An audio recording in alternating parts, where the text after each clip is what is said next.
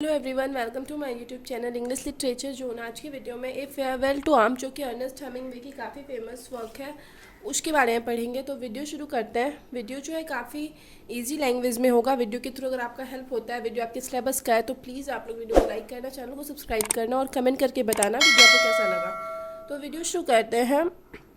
A farewell to arms is a novel written by a great American novelist Ernest Miller Hemingway. ठीक है, Ernest Hemingway mainly हम लोग इनको जानते हैं अर्नेस्ट हेमिंगवे के नेम से, पर इनका पूरा नाम है अर्नेस्ट मिलर हेमिंगवे। तो ये क्लियर हो गया कि अर्नेस्ट हेमिंगवे के द्वारा लिखा हुआ ए फेयरवेल टू आर्म्स जो है one of the greatest American novel माना जाता है। इट वॉज रिटन इन 1928 और इसको 1928 में लिखा गया था, एंड ओरिजिनली पब्लिश्ड इन 1929 और इसको पब्लिश करवाया गया 1929 में। Along with his first novel, मतलब जैसे उनका कि फर्स्ट नॉवेल था The sun also Rises, A farewell to Arms is also considered as his biographical autobiographical novel. तो जैसे उनका मतलब जो था ना, पहला नॉवेल था द सन ऑल्सो राइजेज, जिस पर कि ऑलरेडी हम वीडियो अपलोड कर रखे हैं, उसी तरह जो ये ए फेयरवेल टू आर्म्स भी है ना, मतलब एक ऑटोबायोग्राफिकल नॉवेल माना जाता है। मतलब जो जिसमें है ना, वो अपने लाइफ के बारे में लिखे हुए हैं, अपने लाइफ से रिलेटेड इवेंट को, घटना को दिखाए हुए हैं। The novel is based on real event. Novel एक सच्ची कहानी पे आधारित है। During the Italian campaign of world war one, जो कि एक इटालियन कैंपेन की कहानी है वर्ल्ड वॉर वन के दौरान। Title of this novel is taken from a poem. इस नॉवेल का जो टाइटल है एक पोएम से लिया गया था by the 16th century English dramatist George Peele जो 16th सेंचुरी के ड्रामाटिस्ट है, उनके एक पोएम से लिया गया इस नॉवेल का title. The novel describes a love affair. Novel एक लव अफेयर को दिखाता है between the expatriate it means प्रवासी, जो किसी और कंट्री से आके दूसरे कंट्री में बस गए हों, तो उसको एक्सपैट्रिएट्स हेनरी एंड इंग्लिश नर्स, मतलब दोनों के लव अफेयर को दिखाता है, हेनरी के और इंग्लिश नर्स कैथरीन बार्कले के। ठीक है, कैथरीन बार्कले के और हेनरी के एक तरह से लव अफेयर को दिखाता है। The novel has became his first best seller and has been called, मतलब फर्स्ट बेस्ट सेलर नॉवेल बना था कौन, अर्नेस्ट हेमिंगवे का a farewell to arms. The premier American war novel, मतलब प्रीमियर यानी क्या हो जाता है ना, जो मतलब पहला प्रदर्शित अमेरिकी युद्ध वाला उपन्यास बना from that debacle world war one, मतलब वो जो असफल वर्ल्ड वॉर वन रहा उसको डिस्क्राइब करने वाला पहला नॉवेल था ये। The author of this novel Ernest Hemingway was an iconic American journalist, एक महान अमेरिकन जर्नलिस्ट एंड राइटर है। ठीक है, इस नॉवेल के जो ऑथर है Ernest Hemingway. Known for his brief and straightforward style, अपने संक्षेप और स्ट्रेट फॉरवर्ड इट मीन्स सीधा सटीक तरीके से लिखने के लिए जानते हैं ऑफ राइटिंग। ठीक है, सीधा लिखते थे और संक्षेप में होता है ना कि कम लिखना, लेकिन सटीक लिखना और कम में ही सारे चीज़ को दिखा देना, तो मेनली वैसा वक्त लिखते थे। He participated in world war one में भी ये पार्टिसिपेट किए थे, भाग लिए थे एज एन एम्बुलेंस ड्राइवर, एक एम्बुलेंस ड्राइवर के रूप में। अनटिल ही वॉज इंजर्ड, जब तक वो इंजर्ड नहीं हो गए वर्ल्ड वॉर वन में, तब तक वहाँ एक एम्बुलेंस ड्राइवर के रूप में काम किए। Then again during world war two, और फिर वर्ल्ड वॉर टू में भी भाग लिए। एमंग हिज लिटरेरी करियर, अपने साहित्यिक करियर में ही पब्लिश 7 नॉवेल्स, 7 नॉवेल वो प्रकाशित किए, 6 शॉर्ट स्टोरीज लिखे collection and 2 non fiction work लिखे। ठीक है, most of his works were published posthumously, उनके मरने के बाद ज़्यादातर उनके वर्क को पब्लिश करवाया गया। The sun also rises, the old man and the sea and for whom the bell tolls are his world famous novel, तो उनका वर्ल्ड फेमस नॉवेल है। ठीक है, हेमिंगवे वोन बोथ प्राइजेस, हेमिंगवे को दोनों प्राइजेस मिला। For the old man and the sea the Pulitzer prize, old man and the sea के लिए पुलिट्जर प्राइज मिला इन 1953 में, and the Nobel prize in 1954, और 1954 में नोबेल प्राइज मिला। There are several themes of the novel, novel का ढेर सारा थीम इट मीन्स विषय है। Some of them most important are, उसमें से कुछ जो मोस्ट इंपॉर्टेंट है वो है lost generation, love and loss, religion और war, reality versus fantasy, fear and courage. ठीक है, मेरी आवाज़ की वजह से कोई प्रॉब्लम हो रहा होगा तो या डिस्टर्बेंस हो रहा है तो सॉरी, मेरी थोड़ी तबीयत ठीक नहीं है, तो हम थोड़ा धीरे और नॉर्मल बोलने की कोशिश कर रहे हैं। The novel start with world war one से इस नॉवेल की कहानी शुरू होती है 1916 से, and the Italian army is trying to hold off the united force of Austria and Germany. Italian army क्या कर रही है ना, कोशिश कर रही है ऑस्ट्रिया और जर्मनी के मिले हुए फोर्स को रोकने की।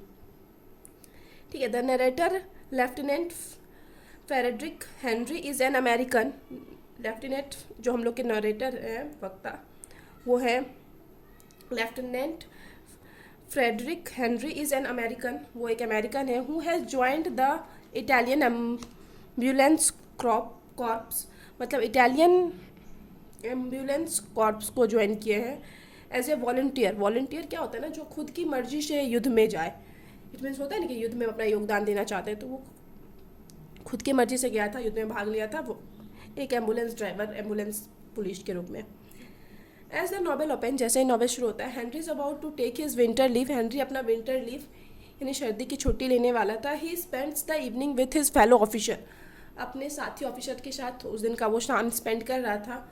हु मॉक्स द रेजिमेंट्स प्रिस्ट, जो कि उस रेजिमेंट के प्रिस्ट इट मीन्स पंडित का मॉक इट मीन्स मजाक बना रहे थे। फॉर हिज सेलिबेसी, सेलिबेसी ये नहीं क्या होता है ना, मतलब शादी ना होना, मतलब शादी नहीं करने की वजह से मजाक बना रहे थे रेजिमेंट के पंडित का। Then the officers go to the officers brothel for the night. फिर ऑफिसर्स है ना कहाँ जाते हैं, ब्रोथल इट मीन्स वैश्यशाला जाते हैं उस नाइट के लिए, उस नाइट को जो कि मेनली ऑफिसर्स के लिए बनाया गया था। When Henry returns from leave, जब हेनरी लीव से वापस आता है, his roommate Rinaldi introduces him to Catherine Barkley से मिलाता है एंड हेलेन फॉर्ग्यूसन से मिलाता है। ठीक है। एंड अल्ताफ, हालांकि Rinaldi had been interested in Catherine, Rinaldi जो है खुद इंटरेस्टेड था कैथरीन में। The immediate chemistry between Catherine and Henry is obvious. ये क्या होता है ना कि लेकिन क्या देखने को मिलता है कि कैथरीन और हेनरी के बीच में एक अचानक से मतलब एक केमिस्ट्री देखने को मिलता है। ऑन देयर फर्स्ट मीटिंग, उनके पहले मीटिंग में ही, she tells him, it means Catherine बताती है हेनरी को, the sad story of her fiance, अपने फियांसी इट मीन्स मंगेतर की मतलब सैड स्टोरी सुनाती है। Who was killed in the war, जिसको मतलब वॉर जिसकी युद्ध में मृत्यु हो गई। Whose riding crops she still carries, जिसका कि राइडिंग क्रॉप इट मीन्स एक घोड़ा, मतलब एक चाबुक होता है जो कि मतलब यूज़ किया जाता है घोड़ा को चलाने के लिए, तो वो लेके छोटा सा चाबुक है, अभी भी घूमती है कैथरीन। ये बताती है कि मेरा फियांसी था जो युद्ध में मारा गया, तो उसका एक छोटा सा चाबुक है, वो लेके हम अभी भी घूमते हैं। A kind of romance develop between the two, दोनों के बीच एक तरह का रोमांस डेवलप होता है, शुरू होता है। सी आस्क हिम टू से ही लव्स हर, वो चाहती है कि वो उससे बोले क्या कि वो उसको पसंद करता है। Before acknowledging that this is only A game, ये जाने से पहले कि ऐसा ना हो कि मेरे साथ सिर्फ गेम खेल रहा, वो चाहती है कि हमको प्रपोज करे। Soon Henry goes to the first major battle in the which he has taken part, और जल्दी ही क्या होता है ना, हेनरी को एक पहले मेजर युद्ध के लिए जाना होता है जिसमें कि वह भाग लिया था। He is innocently eating macaroni and cheese with the other ambulance driver, दूसरे एम्बुलेंस ड्राइवर के साथ ये शांति से बैठ के मैक्रोनी और चीज़ खा रहा था। When a mortar shell, mortar shell क्या होता है ना, जैसे तोप से निकलता है ना एकदम मतलब लोहा का गोला आग का, तो वही एक उसी को मॉर्टर शेल बोलते हैं। तो मॉर्टर शेल क्या होता है ना, क्रैशेज थ्रू हिज बंकर, उसके बंकर से टकरा जाती है, मतलब तोप से निकला हुआ वो लोहा का गोला जो होता है बड़ा सा, वो इसके बंकर से टकरा जाती है। किलिंग ए ड्राइवर, एक ड्राइवर को मारते हुए, एंड इंजर्ड हेनरी लेग, और हेनरी के लेग को, टांग को इंजर्ड जख्मी कर देती है। Henry is taken to an American hospital in Milan, Milan के एक अमेरिकन हॉस्पिटल में हेनरी को ले जाया जाता है फॉर ट्रीटमेंट के लिए। वैन ही अराइव्स, जब वहाँ पहुँचता है, ही डिस्कवर्स, वह देखता है, मतलब उसको पता चलता है the hospital is badly managed, मतलब हॉस्पिटल की बहुत बुरी हालत है। And the doctors are incompetent, मतलब डॉक्टर्स क्या है, असक्षम है। मतलब ये दिखाया गया कि उस टाइम वॉर के टाइम ना क्या हालात होते थे हॉस्पिटल का, ये प्रेजेंट किया गया है इस लाइन्स के थ्रू। फॉर्चुनेटली, मतलब भागपूर्वक, वन डॉक्टर वैलेंटाइन, एक डॉक्टर है Valentine, is able to remove the shrapnel, मतलब उसके फ्रॉम हेनरीज लेग, हेनरी के लेग से शार्पनर इट मीन्स वही वो जो आग का मतलब तोप से निकला था ना, उसका छोटा सा पार्ट जो हेनरी के पैर में लग जाता है, तो उसको निकालने में सक्सेसफुल होता है कौन, एक doctor Valentine. While Henry is recuperating मतलब जब हेनरी क्या कर रहा था, स्वास्थ्य लाभ उठा रहा था, मतलब हॉस्पिटल में रेस्ट कर रहा था, Catherine Barkley is transfer to the hospital, Catherine Barkley का भी ट्रांसफ़र उसी हॉस्पिटल में हो जाता है। And when Henry sees her again, और जब हेनरी इसको फिर से दोबारा देखता है, रियलाइजेस, उसको रियलाइज़ होता है ही लव्स हर, कि वह उसको पसंद करता है, प्यार करता है। She begins to sneak into his room at night, वह छुप छुप कर, मतलब कैथरीन छुप कर उसके रूम में जाने लगती है रात को। They conduct a love affair all summer, और पूरी समर तक उन दोनों के बीच लव अफेयर चलता है। But Henry eventually has to return to the front, but लेकिन हेनरी को क्या होता है, अब युद्ध के लिए जाना होता है। बिफोर ही लिप्स, जाने से पहले कैथरीन टेल्स हिम, कैथरीन उसको बताती है, she is pregnant with his child, क्या वह उसके बच्चे से प्रेग्नेंट है। Henry returns to Georgia and is plunged into battle, Georgia वापस आता है और युद्ध में कूद पड़ता है। The Austrian and German armies have broken through the Italian lines, Austria और जर्मन की जो आर्मी थी वो इटालियन लाइन्स को तोड़ देती है। And a massive retreat from the front begins, और युद्ध से बहुत मात्रा में सैनिक वापस आने लगते हैं। Since the main road is blocked, main road को क्या किया जाता है, ब्लॉक कर दिया जाता है विथ सो मैनी व्हीकल्स, ढेर सारी व्हीकल्स, इट मीन्स गाड़ियों के द्वारा। Henry and his ambulance driver try to cut across the countryside, Henry और उसके साथ जो कुछ एम्बुलेंस ड्राइवर है वो डिसाइड करते हैं कि वो लोग गांव वाले इलाके से चले जाएंगे। They become stuck in the mud, लेकिन वो लोग मड में फंस जाते हैं, इट मीन्स कीचड़ में फंस जाते हैं। एंड टू सार्जेंट, और दो जो सैनिक थे वहाँ सार्जेंट थे, they have picked up try to flee, वो लोग वहाँ से भागने की कोशिश करते हैं। रेदर देन हेल्प, और यहाँ इस चीज़ में उनकी मदद करने के बदले Henry shoots at them, Henry shoot कर देता है, हिटिंग वन, और उसमें से एक को लग भी जाती है। अनदर एम्बुलेंस ड्राइवर, और दूसरा जो एम्बुलेंस ड्राइवर है Bonello, executes the sergeant with a bullet of the head, दूसरे सोल्जर को मतलब हेड पे एक बुलेट मार देता है, ठीक है। When they reach the Tagliamento river के पास पहुंचते हैं, there is a cordon of Italian military, तो वहाँ भी इटालियन मिलिट्री का एक घेरा रहता है, मिलिट्री पुलिस का।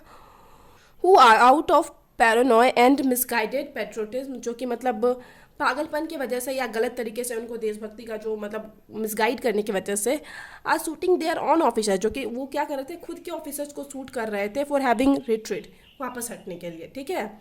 Henry escaped by living into the river, मतलब driving into the river, Henry वहाँ से भाग जाता है एक रिवर में डाइव करके, मतलब छलांग लगा के। He makes his way back to Milan, फिर से ये मिलान वापस जाता है। Having decide he will no longer fight for the Italian army और पार्टिसिपेट इन द वार, और फिर आगे डिसाइड करता है ये कभी अब मतलब इटालियन आर्मी की तरफ से नहीं लड़ेगा, ना ही वॉर में पार्टिसिपेट करेगा। हेनरी हियर्स दैट, हेनरी सुनता है Catherine is in the Italian town of Stresa, Italian town Stresa में है Catherine, a resort town near the Swiss border, एक रिजॉर्ट था जो कि स्विस बॉर्डर के नज़दीक था। ही गोज देयर, वो वहाँ जाता है, वह वहाँ जाता है। And he and Catherine reunite, और फिर से ये दोनों मिल जाते हैं, हेनरी और Catherine. Soon Henry learns from a friendly bartender, और एक दोस्त जो है उसका बारटेंडर है, उससे पता चलता है हेनरी को, that the military police are coming to arrest him, कि मिलिट्री पुलिस जो है ना उसको अरेस्ट करने के लिए आ रही है for desertion. Desertion it means क्या होता है ना, युद्ध में क्या किया, युद्ध को अधूरी में छोड़ के वो भाग गया ना, तो इस वजह से उसको अरेस्ट करने के लिए आ रही थी। He and Catherine escape across lake Maggiore to Switzerland, तो ये लोग भाग जाते हैं वहाँ से, दोनों स्विट्ज़रलैंड भाग जाते हैं। Where they successfully get pass the tourist, तो इनको वहाँ पे आराम से टूरिस्ट वाला पास मिल जाता है। And receive visa to stay, और वीज़ा वहाँ रहने के लिए वीज़ा भी मिल जाता है। इन स्विट्ज़रलैंड में Henry and Catherine live outside the quiet sky town of Montreux, मतलब वहाँ स्काई टाउन मॉन्ट्रेक्स के वहाँ पास रहते हैं। वेटिंग फॉर कैथरीन्स बेबी, और दोनों मतलब कैथरीन प्रेग्नेंट है तो वेट कर रहे हैं कैथरीन का बेबी आएगा। To arrive and utterly content with each other company, और दोनों एक दूसरे की कंपनी मतलब साथ रह के बहुत ज़्यादा खुश हैं, संतुष्ट हैं। दे गो ऑन हॉलीडे, फिर वो लोग हॉलीडे पे जाते हैं। To the nearby town, एक नज़दीक वाले टाउन पे जाते हैं, ल्यूशाने जाते हैं। To be closer to the hospital, ताकि वो लोग हॉस्पिटल के नज़दीक हो सके। ठीक है। वैन कैथरीन्स कॉन्स्ट्रक्शंस बिगिंस, जब कैथरीन का मतलब एक होता है ना कि बेबी होने वाला है, तो वो चीज़ शुरू होता है, वो period. Henry takes her to the hospital, तो हेनरी उसको हॉस्पिटल ले जाता है। एज द डे प्रोग्रेस, जैसे ही दिन बीतता जाता है, इट इज़ क्लियर, यह क्लियर हो जाता है that Catherine's labour is being increasingly complicated and dangerous, कि कैथरीन का जो लेबर पेन जो शुरू है उसके लिए काफ़ी कॉम्प्लिकेटेड है वो, और डेंजरस, खतरनाक साबित होगा, मतलब ये चीज़ क्लियर हो जाता है। The doctors try to give her a caesarean operation, caesar से इट मीन्स उसका ऑपरेशन करने की कोशिश करते हैं doctor, but the baby is stillborn, लेकिन बेबी जो होता है वो मरा हुआ होता है, पैदा होता है। And Catherine eventually dies of multiple haemorrhages, मतलब बहुत ज़्यादा रक्तस्राव यानी ब्लड निकल जाने की वजह से कैथरीन की भी मृत्यु हो जाती है, मतलब बेबी भी मर गया और कैथरीन भी मर गया। फिर से यहाँ पे हॉस्पिटल की स्थिति दिखाई है, वर्ल्ड वॉर 1 के टाइम जो हॉस्पिटल की स्थिति थी, क्या सिचुएशन था, वो चीज़ दिखाया गया है। Henry now alone walk back to his hotel in the rain, और फिर रेन में, बारिश में ही हेनरी अपने होटल जो है अकेले वापस चला जाता है। दस इस प्रकार द नॉवेल एंड्स ट्रेजिकली, एक दुखद अंत होता है नॉवेल का, with the death of Frederic and Catherine son, Frederic और कैथरीन के सन के साथ एक दुखद अंत होता है, मृत्यु के साथ इस नॉवेल का एक दुखद अंत होता है। थ्रू दिस नॉवेल, इस नॉवेल के जरिए Hemingway provided realistic and romanticised account of war, एक मतलब वॉर का क्या माहौल होता है वॉर के टाइम, उस चीज़ को प्रेजेंट करते हैं हेनरी, एक रियलिस्टिक वास्तविक पिक्चर प्रेजेंट करते हैं वॉर के टाइम का, कैसे इसको मतलब बहुत ज़्यादा जगह चेंज करना पड़ा, 4 से 5 टाउन में रहना पड़ा और चारों तरफ युद्ध ये वो, तो इस तरह से रिप्रेजेंट करते हैं वॉर वाले, युद्ध वाले माहौल को।